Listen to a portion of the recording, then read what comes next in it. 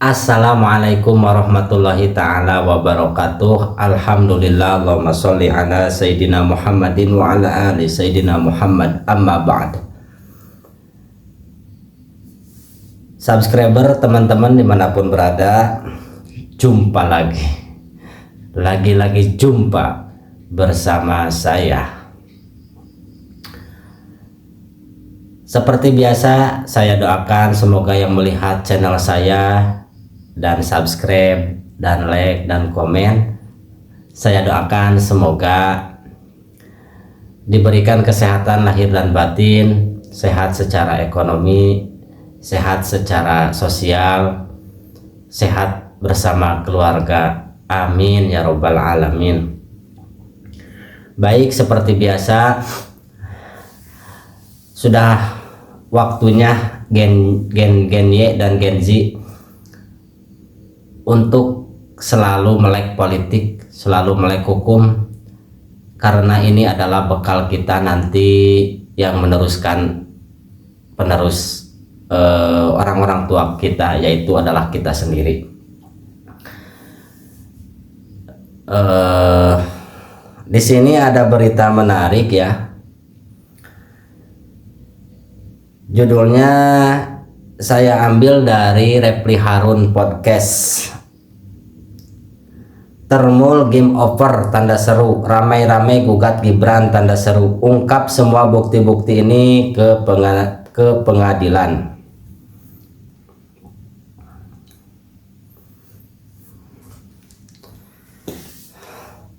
Video ini membahas upaya hukum yang dilakukan oleh Ibu Mercy bersama dengan tokoh-tokoh seperti Roy Suryo, Bang Gofur, dan Pak Dwi untuk menggugat keabsahan dokumen pendidikan surat keterangan penyetaraan Wakil Presiden Gibran Rakabuming Raka melalui Pengadilan Tata Usaha Negara (PT-UN).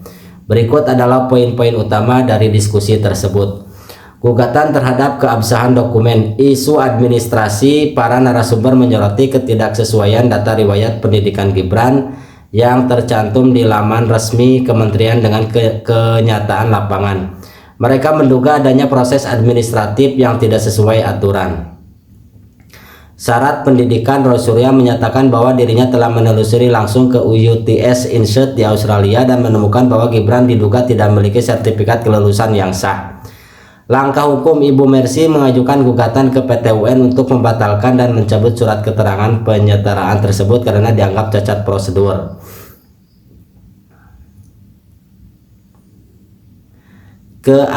Kaitan dengan kasus lain, ijazah mantan Presiden, Bang Gofur membandingkan kasus ini dengan perkara ijazah Jokowi yang sedang diproses di Pengadilan Negeri Jakarta Timur, di mana nota eksepsi dari pihak penggugat dikabulkan.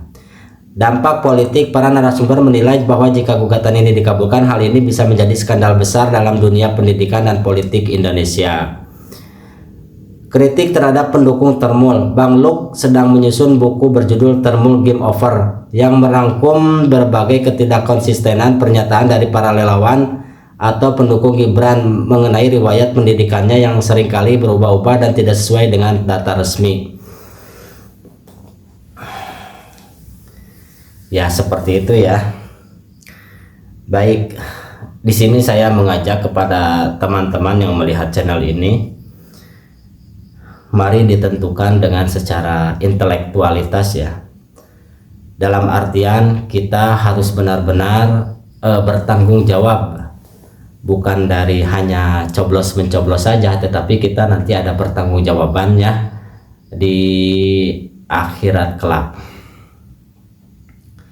Kita doakan mereka semoga sukses ya, yang mengajukan gugatan di PT-UN. Mudah-mudahan Allah Subhanahu wa Ta'ala menolong bangsa ini dari kerusakan-kerusakan yang sudah terjadi dengan begitu banyak kerusakannya, mau rusak alam, rusak hukum, rusak pendidikan, rusak keuangan. Jadi keuangan kita itu bukan menurun, malah semakin bertambah kayaknya. Baik, mengapa syarat dokumen elektronik sering gagal? Kita tanyakan ya, maksudnya apa ya, mengapa syarat dokumen elektronik sering gagal? Berdasarkan diskusi dalam video, kegagalan dalam proses dokumen elektronik, kasusnya dalam konteks penyelenggaraan pendidikan, biasanya disebabkan oleh beberapa faktor teknis dan administratif yang ketat. Ketidaklengkapan data, sistem elektronik dirancang untuk menolak proses jika terdapat persyaratan yang belum terpenuhi. Jika ada satu saja dokumen yang wajib diunggah, misalnya raport, surat dari KBRI, atau transkrip tidak disertakan, sistem akan tetap berada dalam status abu-abu dan tidak dapat dilanjutkan. Verifikasi sistem yang ketat. Secara elektronik, setiap dokumen harus valid dan lengkap. Seringkali jika data tidak sesuai dengan format yang diminta atau ada dokumen yang hilang, sistem tidak akan memberikan izin untuk maju ke tahap berikutnya. Ketidakpatuhan prosedur. Diskusi tersebut menyoroti bahwa penggunaan jalur manual atau jalan pintas di luar sistem elektronik seharusnya tidak diperbolehkan karena melanggar aturan yang telah ditetapkan sejak tahun 2018. Jika sistem elektronik tidak bisa dilewati, itu menunjukkan adanya kekurangan dalam dokumen pendukung yang seharusnya menjadi dasar administrasi. Nah, ini juga saya kepada penyelenggara pemilu ya.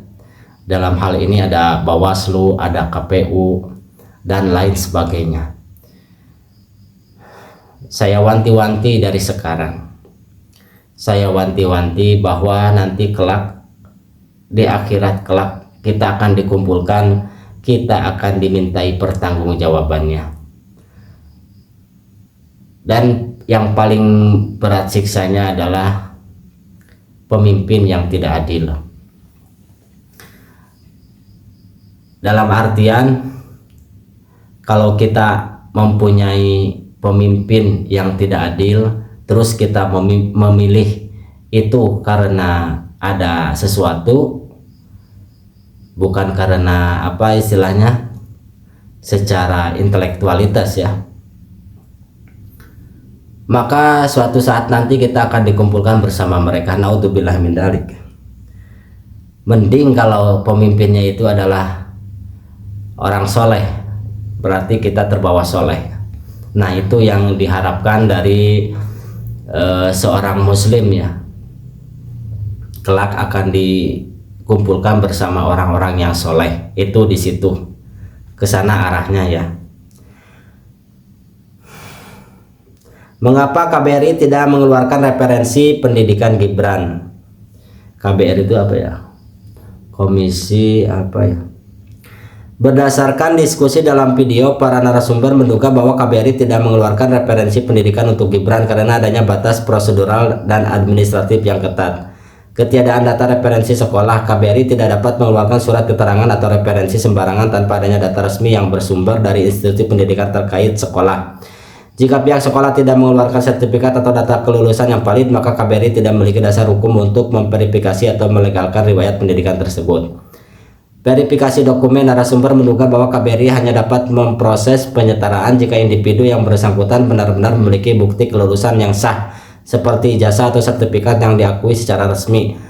Temuan di lapangan dalam percakapan tersebut, Roy Suryo menyebutkan bahwa dalam proses penelusuran dokumen secara elektronik, berbagai referensi dari KBRI tercatat kosong, yang memperkuat dugaan bahwa syarat kelengkapan administratif tersebut memang tidak terpenuhi. Nah, begitu. Saya senang sekali apa yang dilakukan oleh mereka ini. Di sini ada Michael Sinaga, ada Bu Mercy, ada dari Purnawirawan, ada Abdul Ghafur Sang Aji, ada dokter-dokter yang lainnya juga lengkap. Nah, dari situ kita bisa menyimpulkan bahwa tidak mungkin orang-orang seperti ini adalah orang-orang kaleng-kaleng ya. Justru orang-orang yang seperti ini yang peduli terhadap bangsa Indonesia nanti ke depannya. Semoga bangsa ini menjadi bangsa yang mempunyai martabat, mempunyai wibawa, khususnya lah buat masyarakatnya sendiri dulu aja. Polisinya punya wibawa, tentaranya punya wibawa, presidennya punya wibawa, wakil presidennya punya wibawa, semuanya punya marwah. Dalam artian masyarakat itu menilai pemimpin kita itu patut untuk dicontoh, bukan malah sebaliknya ya. Nah, udzubillahi min dzalik. Nah, itu yang kita sedang perjuangkan di situ. Mari mahasiswa yang melihat video saya, mahasiswa, ayo dong suarakan ini, karena di sini hukum diuji, sedang diuji adalah di sini hukum.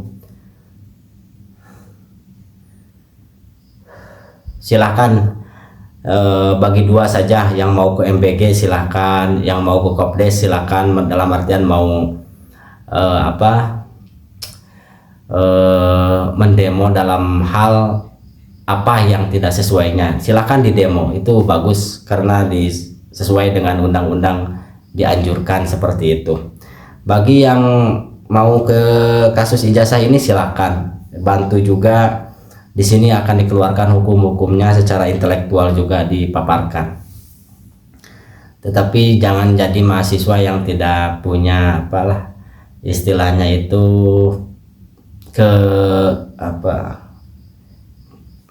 istilahnya itu kepribadian, dalam artian tidak punya daya kepekaan terhadap bangsa inilah, seperti itu. Terima kasih. Silakan yang mau ke channelnya langsung, Repli Harun, di situ banyak bagus sekali.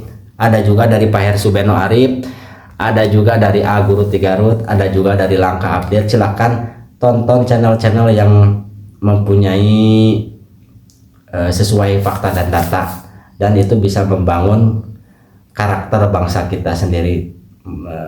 Amin ya robbal alamin. Mudah-mudahan kedunguan di muka bumi Indonesia ini, khususnya umumnya dimanapun berada, kedunguan bisa sirna selamanya. Amin ya robbal alamin. Assalamualaikum warahmatullahi taala wabarakatuh. Jumpa lagi di episode berikutnya. Cekidot.